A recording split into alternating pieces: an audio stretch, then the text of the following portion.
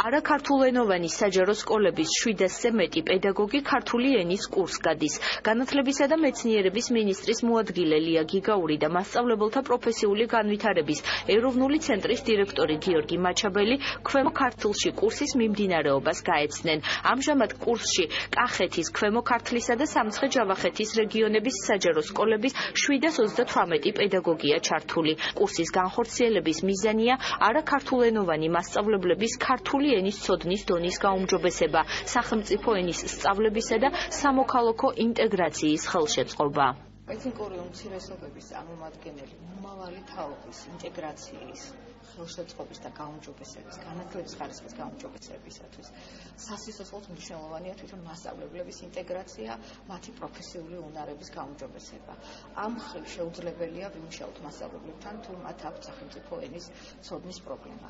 ძირითადი რესურსები, რეფორმების შესახებ ინფორმაცია, კოლეგებთან თანამშრომლობა, სკოლის დონეზე განვითარება სწორედ რომ სახელმწიფო ენის ცოდნას ეკუთვნება და ძალიან დიდი მნიშვნელობა აქვს, რომ თითოეულ მასწავლებელს ჰქონდეს განვითარებული ქართული ენის საკომუნიკაციო უნარები. პირველ ამოცანას წარმოადგენს ურთიერთობა სახელმწიფო ენის ცოდნა, ურთიერთობა ამ ენაზე მათ კოლეგებთან, ქართულ პედაგოგებთან.